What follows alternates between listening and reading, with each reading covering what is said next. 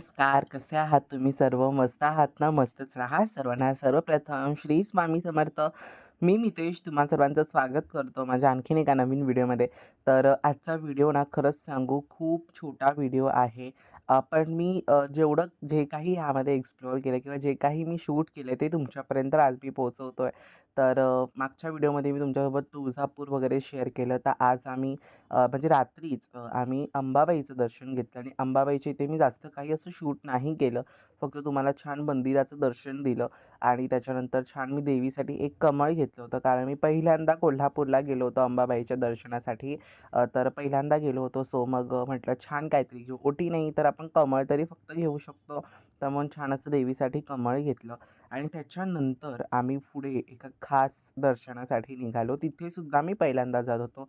आता तुम्ही बोलाल कॅमेरा इथे खूप दडगडतोय कारण गाडीसुद्धा तेवढीच फास्ट दडगडत होती आणि माझा हात आहे ना, मला खरंच काही समजत नव्हतं, की तुम्ही आधीच्या व्हिडिओजमध्ये सुद्धा बघितलं असेल, की माझा हात बऱ्यापैकी थरथरत होता.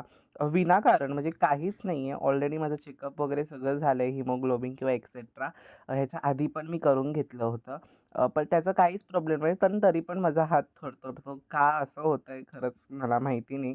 पण कोल्हापूरचं वगैरे आमचं दर्शन झालं आणि त्याच्यानंतर ना अजून ज्योतिबाचं सुद्धा माझं खूप छान दर्शन झालं. ज्योतिबाला सुद्धा खूप सुंदर आमचं सकाळी लवकर असं दर्शन केलं होतं ना, त्याच्यामुळे खूप छान दर्शन झालं होतं. त्याच्यानंतर मी ज्योतिबाचं वाटतं तुमच्या सर्वांसोबत शेअर नाही केलं आहे. ते मी तुम्हाला पुढे शेअर करणार आहे. कारण कसं आहे माहिती आहे का? बरेचदा इश्यू होतो. काही-काही क्लिप्सचा इश्यू होतो. काही-काही वेळेस क्लिप आपण जॉइन करायला राहून जातात.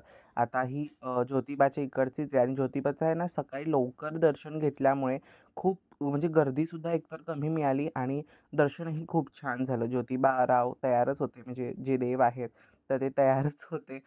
तर दुकानं बघा मोजकीच काय-काय दुकानं उघडली होती. जास्त काही अशी दुकानं उघडली नव्हती. आणि पूर्ण हा जो डोंगर होता ज्योतिबाचा, तो पूर्णच्या पूर्ण अगदी गुलालने माखलेला होता. जसं आपली जेजुरी अगदी हळदीने सोन्यासारखी झालेली असते. अगदी तसंच हे जे आहे म्हणजे ज्योतिबाचं जे क्षेत्र आहे, तर दख्खन म्हणतात त्याला. दख्खनचा राजा ज्योतिबा असं म्हटलं जातं. तर तिकडे सुद्धा असं सगळीकडे पिंक कलरने, गुलालने पूर्ण माखलेला असतो डोंगर. अगदी नंतर बघा आपल्या पायाच्या कपड्यांना म्हणजे आपण जे कपडे घालतो, तर त्यालासुद्धा ते पायाच्या थ्रू किंवा हवेच्या ह्याच्याने लागतं आणि पूर्ण पिंक होतं. तर तेच झालं माझ्यासोबत सुद्धा. वरनं मी बॅगी ट्रॅक घातला होता. सो त्याच्यामुळे पण त्याच्यामुळे ते अजून त्याला पिंक लागत होतं.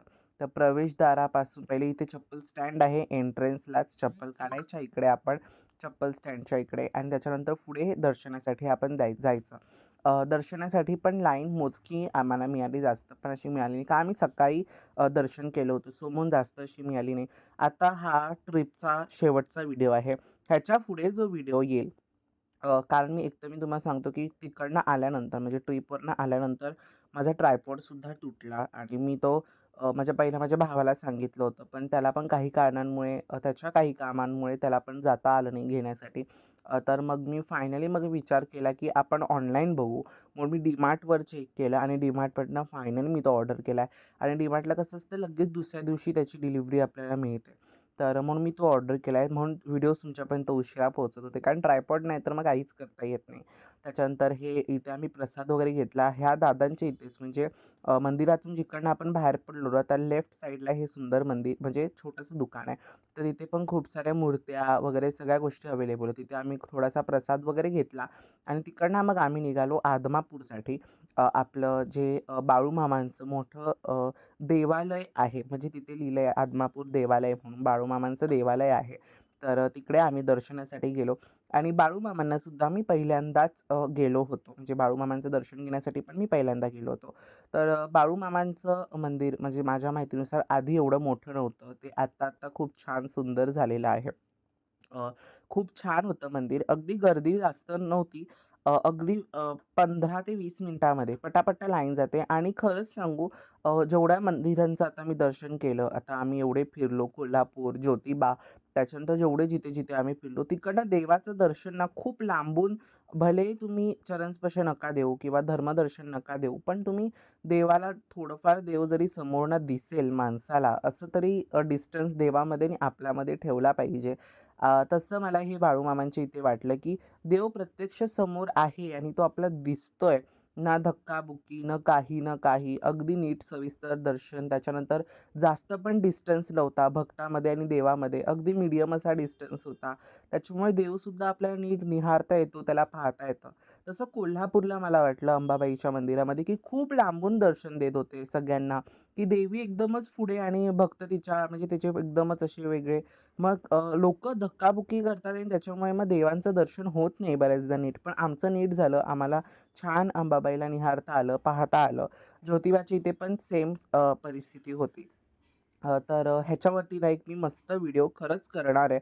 तुळजापूर, त्याच्यानंतर जेवढे आता मी तीर्थक्षेत्र केली, त्या सर्व तीर्थक्षेत्राचा एक मी व्हिडिओ खरंच करणार आहे. कारण काही गोष्टी न पटल्यासारख्या होत्या आपल्यासोबत. काही वयोवृद्ध माणसं असतात, काही हँडिकॅप्स आपल्यासोबत असतात किंवा बऱ्याचदा आपल्यासोबत लहान मुलं असतात, तर त्यांचीसुद्धा या गोष्टीमुळे गैरसोय होते. त्याच्यानंतर ही आमची पूर्ण ट्रिप झाली आणि मग आम्ही घरी आलो.